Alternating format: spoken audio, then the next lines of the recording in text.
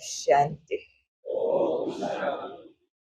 ब्रह्मा बाबा का जो day one जब शिव बाबा ने प्रवेश किया, जो स्वरूप था भक्ति का, वैराग का, वो भी बहुत हाइट्स पर था। और पहला साक्षात्कार करते ही बाबा को दुनिया भूल गई थी। पहला साक्षात्कार किया विष्णु चतुर्भुज तत्वम। मनोहर दादी बताया करते कि ब्रह्मा बाबा के हम घर के लौकिक में साथ में ही रहते थे। जैसे ही उनको पहला साक्षात्कार हुआ तो ब्रह्मा बाबा में उसके बाद दादा लेखराज कभी दिखाई नहीं दिया। इतनी स्पीड थी बाबा के पुरुषार्थ की कि पहले साक्षात्कार के बाद ही बाबा का हाव भाव देखना, चलना, उठना, बैठना, खाना, सोचना सब बदल गया। वो दादा लेखराज ढूंढने पे भी उनमें नहीं मिलता था, वो नशे में चले गए। मैं विष्णु बनूंगा बनूंगा बनूंगा। नारायण दादा की एक क्लास सुनी थी जिसमें उन्होंने बताया कि ब्रह्मा बाबा को इतना नशा चढ़ा था ये जानकर मैं कृष्ण बनने वाला हूँ। बाबा उस नशे में जोर से बोलता था, ओ कृष्ण बनूंगा, ऐसे खुशी में गिर जाता था बार बार। इतनी खुशी चढ़ती थी बाबा को।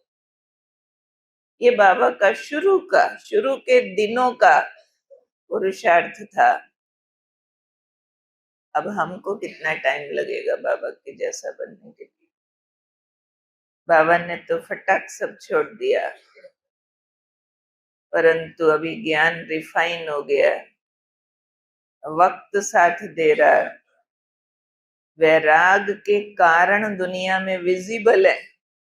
इतना दुख, इतना पाप, इतने तरह के वैल्यूज की डिग्रेडेशन जो एक दूसरे के साथ निभाना मुश्किल, इतने धोखे, इतना झूठ पाप, जो अब वैराग लाना बहुत आसान है। उस टाइम इतनी पाप वाली दुर्दशा दुनिया में खुली आंखों से नहीं दिखाई पड़ती थी जो अब दिखाई पड़ती है। आज भी अगर कोई बाबा के बच्चे ये वाला पीरियड भी प्लान करे, 10 साल तो मैक्सिमम बोल रही हूँ, नॉट श्योर, कल भी बारी आ सकती है। मम्मा तो कहा करती थी हर घड़ी अंतिम घड़ी है। तो हमें प्लान करना होगा कि मैंने बाबा जैसा संपूर्ण बनने के लिए, घर वापस जाने के लिए 6 महीना बाद बारी आए तो, साल बाद बारी आए तो, 5 साल बाद बारी आए तो मुझे क्या करना है। लेकिन अब दृढ़ता पूर्वक प्लान करने की जरूरत है कि मुझे घर जाने के लिए क्या करना। जैसे नाव होती है ना, इस पार से उस पार ले जानी होती है, तो सबसे पहला काम होता है नाव का लंगर खोलना। लंगर होता है जो उसको किनारे से बांध दिया जाता है, उसको खोला जाता है। लंगर खोलेंगे तो वो चलेगी ना। कुछ लोग एक बार नदिया किनारे आए, नाव में बैठ गए, दूसरे पार दूसरे शहर में जाना था। 4 लोग थे, सारी रात नाव चलाते रहे, नाव चलती रही। सुबह को देखा तो किनारा आ गया था। किसी का ध्यान गया, अरे हमारे शहर में जैसा होटल था ना किनारे पर, यहाँ भी वैसे ही है। दूसरे ने कहा अरे उसके आगे जैसा पेड़ था यहाँ भी वैसे ही है। तीसरे ने कहा अरे उसके साथ जो मकान हमारे उधर था ना, वो यहाँ भी ऐसा ही है। चौथा कहता है अरे ये तो शहर का नाम भी वही वाला लिखा हुआ है। जो जहां से चले थे वहीं खड़े थे। सारी रात चप्पू भी चलाया, नाव भी चली, पर कहीं पहुंची नहीं, क्योंकि लंगर खोलना भूल गए थे। ऐसे ही हम सब ज्ञान में चल रहे हैं, लेकिन ज्ञान हमारे में कितना चल रहा है। अगर आपको किसी भी प्रकार की हर्ट फीलिंग है, दुख की फीलिंग है, केवल और केवल उसका दरवाजा है अभिमान। और किसी दरवाजे से दुख नहीं आता है। दर्द आ सकता है बीमारियों से, चोट लगी है, शरीर को दर्द आ सकता है, तो शरीर को जो लगता है उसको दर्द बोलते हैं, मन को जो लगता है उसको दुख बोलते हैं। तो अगर आपको दुख आया है तो वो अभिमान के दरवाजे से ही आता है, और कोई दरवाजे से उसको घुसना नहीं आता है। तो अगर बाबा का बनने के बाद हम हर्ट फील करते हैं ब्राह्मणों के या किसी के भी व्यवहार से, तो इट मीन्स वो ईगो काम कर रहा है। हमारे वहां एक नई नई कुमारी आई, पढ़ी लिखी थी, उसने एक दिन क्लास में कुछ सुनाया टॉपिक, 40-50 भाई बहन उसके आगे पीछे इकट्ठे हो गए। दीदी ऐसी कुमारी कब देखी नहीं, इतना मीठा बोलती है, क्या पॉइंट सुनाया जो आज तक कभी समझ नहीं आया, दादियों ने बोला तो नहीं समझ आया, शिवानी ने बोला तो, दीदी इसने जो समझाया क्या बताएं आप। जो उस बहन जी के दिमाग पे अभिमान का भूत चढ़ा, उसके बाद तो उसको हर वो मौका चाहिए जहां ताली बजे, और बाद में मेरे को पूछा जाए, आओ जी बैठो जी खाओ जी, फिर गिफ्ट दिया जाए, फिर ये 6 महीने में भाग गई। तो महिमा संभल के देनी है किसी को। अभी कोई पहली दूसरी क्लास पढ़ा है और उसको पीएचडी का सर्टिफिकेट पकड़ा दो, और उसको आप मास्टर्स डिग्री वालों को पढ़ाने भेज दो, पढ़ाएगा क्या? पढ़ाएगा। महिमा देनी भी संभाल के है, लेनी भी संभाल के है। एक सेठ जी थे, बहुत सेठ जी माना ही बहुत रईस, तो जहां जाते थे मार्केट में या वहां, लोग बहुत मान करते थे। हर एक उनको दुआ सलाम तो जरूर करना चाहता था। जो दिख जाए, सेठ जी नमस्ते, सेठ जी राम राम, सेठों से काम होते हैं बहुतों को। तो वो सेठ जी जो भी बोलता कुछ भी, उसको बदले में नमस्ते राम राम नहीं बोलते थे। उसके बदले में जो दुआ सलाम करे हर एक को बोलेंगे अच्छा जी कह देंगे। बड़ा आदमी था, लगता तो अटपटा था जब बोलता था, पर कोई पूछता नहीं था संकोच के मारे कि आप क्या जवाब देते हो। फिर कोई ने बोला राम राम सेठ जी, वो कहता अच्छा जी कह देंगे। तो जवाब होता है राम राम के बदले राम राम बोलो। एक दिन उनका कोई पुराना दोस्त आया, वो एक आध दिन उनके साथ रहा और ऑब्जर्व किया, ये सबको बोल रहा है अच्छा जी कह देंगे, तो ये क्या बोलते हो यार तुम, नमस्ते का नमस्ते बोलो। तो सेठ जी हंस पड़े, कहते दोस्त तुम्हें तो मालूम है मैं आज से बहुत साल पहले गरीब आदमी था, मेरे पास पैसा नहीं था, तो मैं जहां से मर्जी निकल जाता, कोई मुझे ना पहचानता था, ना नमस्ते राम राम बोलता था, ना कोई चाय पानी पूछता था। अब मेरे पास लक्ष्मी मैया आ गई है, धन आ गया, तो सब मुझे बहुत पूछते हैं, दुआ सलाम करते हैं। तो मैंने क्या किया, मैंने अपने घर में एक लक्ष्मी मैया की मूर्ति रख दी है। सारा दिन में जो दुआ सलाम करते मैं गिन लेता हूँ, और रात को जब घर पहुंचता हूँ सीधा लक्ष्मी मैया की मूर्ति के आगे जाता हूँ और जाकर के उसको गिनती बताता हूँ, यह मैया आज इतने लोगों ने आपको प्रणाम भेजा है, स्वीकार करना। जब तक आप इस घर में हो ये दुआ सलाम आ रहे हैं, अगर आप मेरे घर से चली जाओगी तो सारे दुआ सलाम भी चले जाएंगे। तो ये हमारी कुछ बाहरी कलाएं, विशेषताएं, योग्यताएं होती हैं, जिसको देखकर कोई हमें मान सम्मान देता है, चाहे ब्राह्मण परिवार में क्यों ना हो। और ये गलत नहीं है, ये रीत नीत है हमारे ब्राह्मण कल्चर की, कि आपने अच्छी सफाई कर दी बाबा के घर की, हम कहेंगे वाह भाई, तुम्हारे जैसा सेवाधारी कोई नहीं।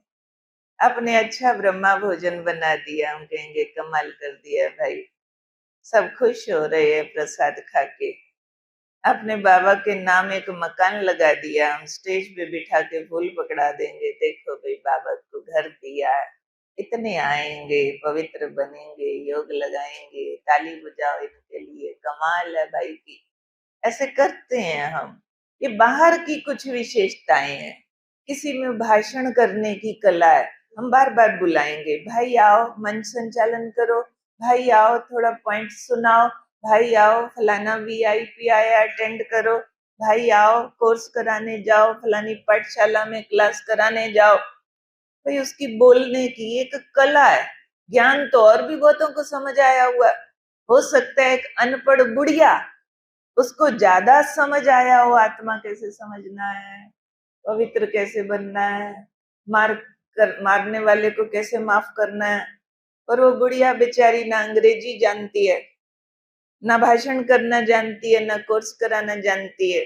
हमने उसकी ताली तो बजवाई नहीं कभी। लेकिन जिसने ऐसे बोलना आता है, पटपट अंग्रेजी बहुत अच्छा, कहेंगे आओ सुनाओ, आओ सुनाओ, तो ताली बजेगी। तो वो जिसको अंग्रेजी और अच्छा भाषण करना आता है ना, उसको लगेगा मैं इन सब से ज्ञान में आगे हूं। क्या आगे हो जाते हैं ऐसे? ऐसे हो जाते हैं। चाहे 100 लोग को कोर्स करा देवे, 100 के 100 चल पड़े, परंतु जब तक अंदर अपनी आत्म स्थिति, देह को भूलना, अपने विकारों को नष्ट करना, ये जोर नहीं लगाया है और उसको क्वालिफाई नहीं किया है, तब तक इन बातों से आगे या पीछे दोनों ही नहीं होते हैं।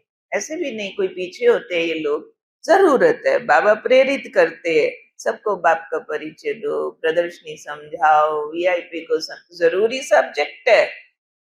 परंतु अगर आत्मिक स्थिति नहीं बनाई और अभिमान से बचना नहीं आया, काम क्रोध को पूरा नष्ट करने की पूरी मेहनत नहीं की, पूरे दिव्य गुण धारण करने का जोर नहीं लगाया और इन बातों से राजी हो गए कि मुझे ये सेवा आती है और सब मुझे पूछते हैं,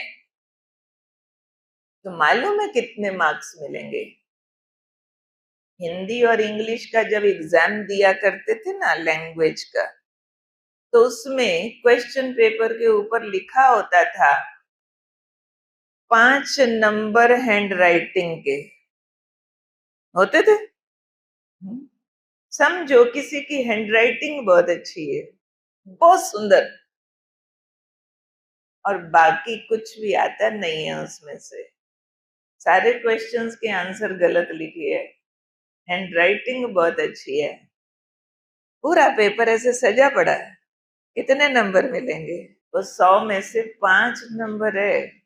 ज्ञान यानी गहरी समझ परम सत्य की, कौन हूं मैं, कौन हूं, सारी पहेली इस पर उलझी पड़ी है।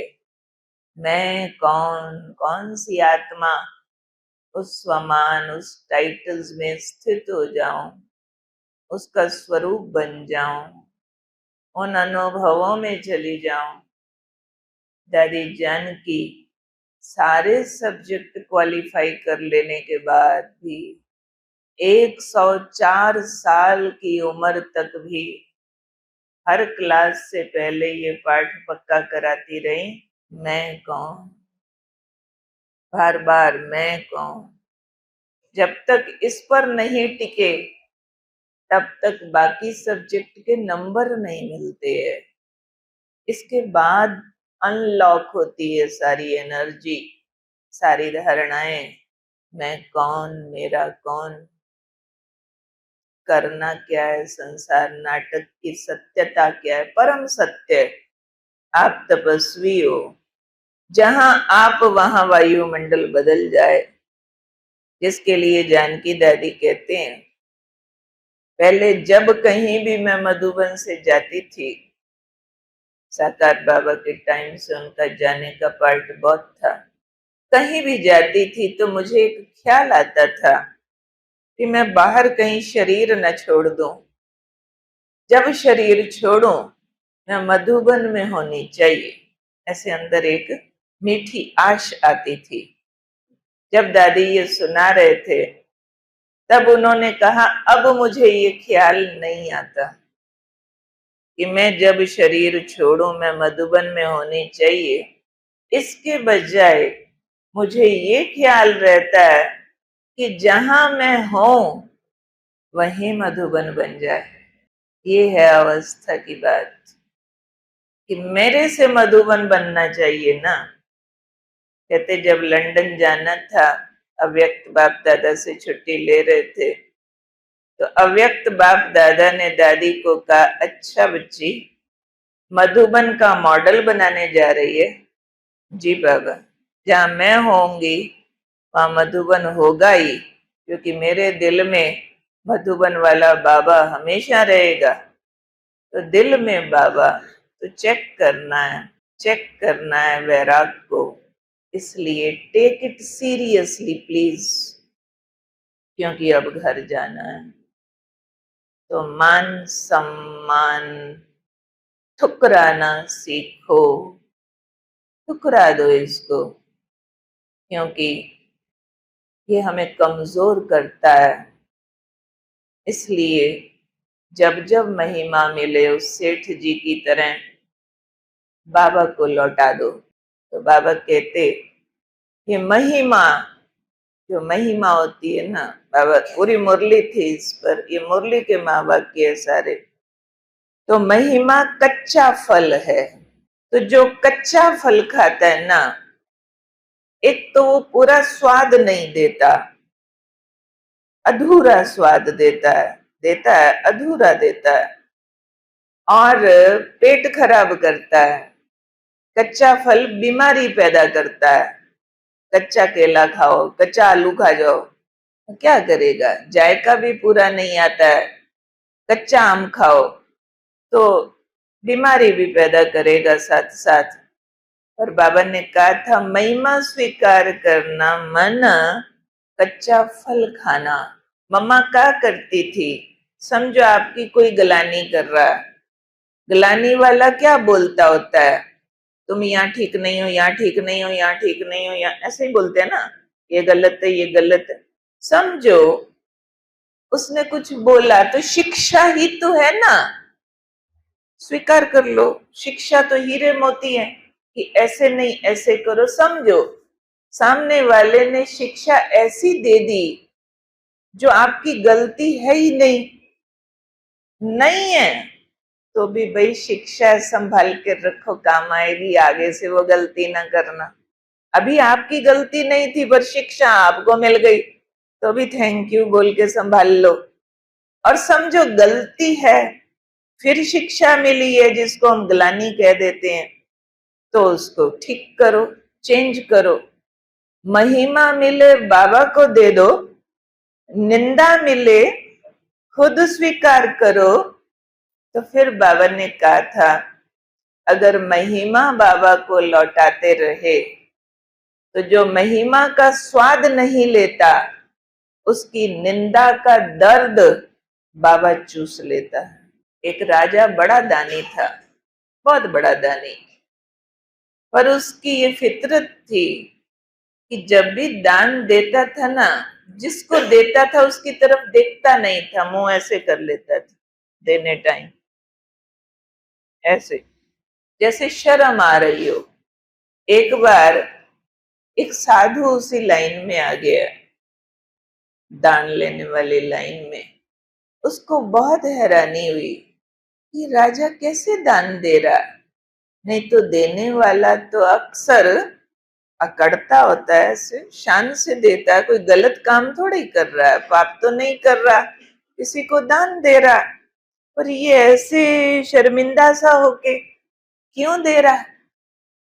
जब नजदीक आया साधु तो उसने आके राजा से पूछा, कहो राजा, कहां से सीखे ऐसी देन,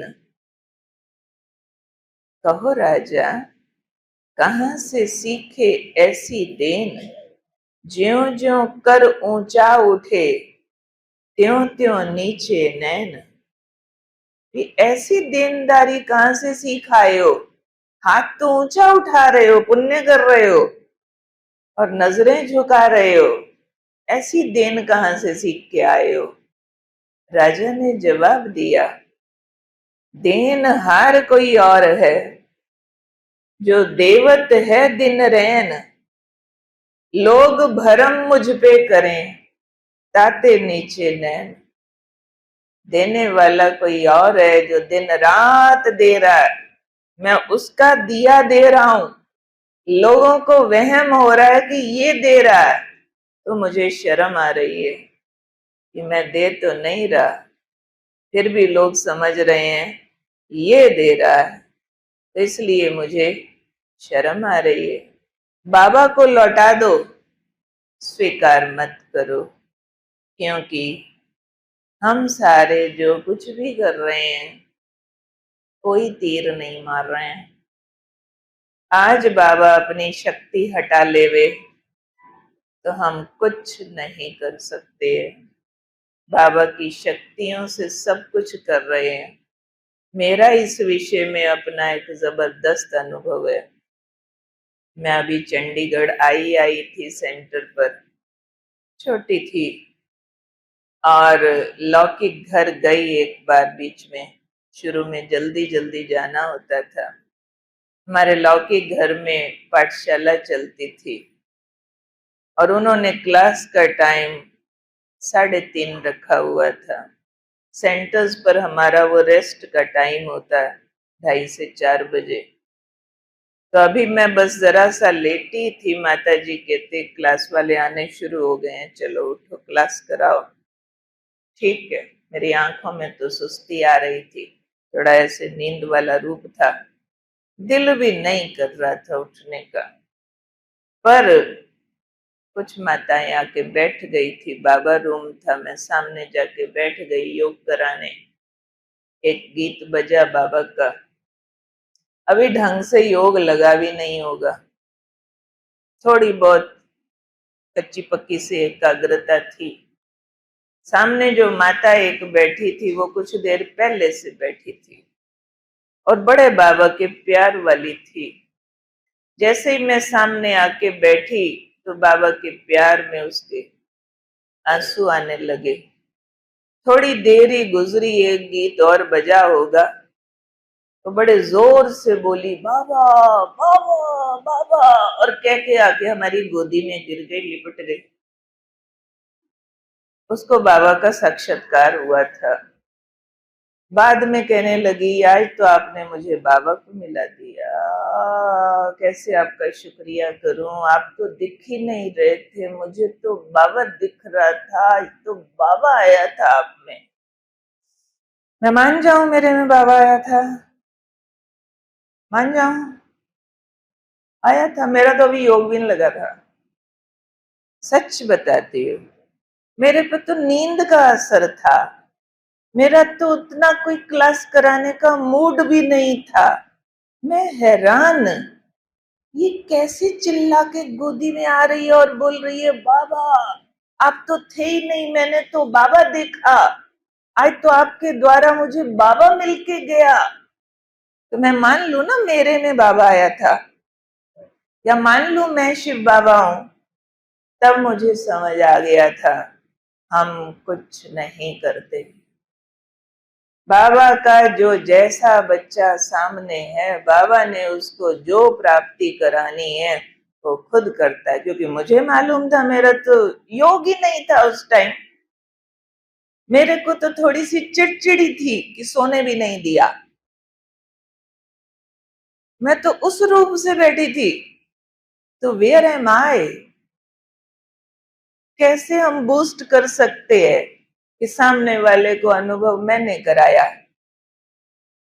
हम नहीं करा सकते हैं जब तक बाबा उस आत्मा के सब जन्मों की जन्म पत्री को जानते हुए उस आत्मा को आके खुद न दृष्टि देवे और उसको उसके कर्म का फल न देना चाहे, मेरी कराई हुई क्लास, मेरी कराई हुई कमेंट्री कुछ नहीं करेगी।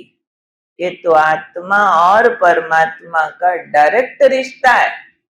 वो जानता हर एक के सब जन्मों की कर्मों की जन्म पत्री को, कब किसको उसकी भक्ति का फल उसने देना है, उस अनुसार वो प्राप्ति कराता है। हमने अपने आदरणीय अचल दीदी को देखा, उनका विशेष भट्ठियों का और ट्रांस का पार्ट था। जहां वो भट्ठी कराने जाते थे मैं साथ जाती थी, और तब इतनी बड़ी क्लासें नहीं होती थी, एक क्लास में ज्यादा से ज्यादा 100 भाई बहने होंगे बस, और उनका पार्ट था सबको सर्कल में खड़ा करके 1-1.5 घंटा एक एक के सामने जाके दृष्टि देके योग कराते थे। उनकी अपनी सोल कॉन्शियसनेस की स्टेज बहुत हाई थी। जिन ग्रुप्स में उन्होंने भट्टियां कराई, मोर देन 50% लोग कहते थे हमने आज बाबा को देखा, आज दीदी नहीं थे, बाबा मिलने आया, बाबा मिलने आया। पहली बार जब हम एक नए सेंटर हमने खोला था, वहां दीदी आए, मैंने खुद महसूस किया दीदी का हाथ पकड़ा हुआ ऐसे जैसे मुझे 1000 वोल्ट करंट लगता है, बॉडीलेस फीलिंग एकदम। दीदी भी जैसे है नहीं, मैं भी जैसे हूं नहीं। सारे क्लास वाले कहे आज बाबा आया था, बाबा आया था, बाबा आया था। मैं बाद में भट्टी के बाद दीदी से पूछा, दीदी आज आप में बाबा आए थे ना? उन्होंने मेरा मुंह बंद किया। आज के बाद मुंह से ये शब्द मत निकालना। क्यों दीदी? मैंने खुद महसूस किया आप नहीं थे, जैसे बाबा थे। मेरे को अभी तक रोना आ रहा है, मेरे आंसू रुक नहीं रहे, इतना प्यार फील हो रहा है, इतना करंट, इतनी शक्ति की मैं वो वाली हूं नहीं। दीदी कहते बहन चुप कर। क्या हुआ दीदी, मैं क्या गलत बोल रही हूँ? बहन मेरे में बाबा नहीं आता है। दीदी सब बोल रहे हैं, कितनों को अनुभव हुआ, बोला ना मेरे में बाबा नहीं आता है। तुम बाबा का डिसरिगार्ड मत करो। बाबा का एक ही रथ निश्चित है, गुलजार दादी और मधुबन। बाबा केवल वहीं आता है और वहीं आएगा। मैं कहा दीदी इतने सबको जो अनुभव हुआ, मुझे हुआ, वो क्या था सारा? दीदी कहते बहन वो तो मैं बाबा को कह देती हूँ कि बाबा आपके बच्चे हैं, आओ इनसे मिलन मना के जाओ। तो मिलन मना के जाएगा, उसमें मेरे में थोड़ी आएगा। उसको मिलन मनाना तो वो तो आजाद शक्ति है, जैसे मर्जी आ जाए, ब्रह्मा तन में आएगा, लाइट के शरीर में अनुभव करा के जाएगा। मेरे शरीर का मोहताज है क्या? वो भगवान है, सर्वशक्तिमान है, वो आप पे आ जाता है। हाँ मेरा उससे प्यार बहुत है, तो कभी निमंत्रण देती हो तो मान जाता है कि हाँ अपने बच्चों से मिलके जाओ। तो सत्य बोलते थे वो, उन्होंने कभी भी झूठी महिमा चापलूसी स्वीकार नहीं की, राइट बात को राइट समझा। आज कोई थोड़ा सा ज्ञान सुनाता है, थोड़ी महिमा मिलती और समझते हैं शायद मैंने ही सारा ज्ञान पैदा किया है। और ये जो हमारे महारथी थे, महान विभूतियां, रियल में इतने तपस्वी, उन्होंने कभी महिमा को स्वीकार नहीं किया, इसलिए उनकी शक्तियां बहुत बढ़ गई। ओम शांति।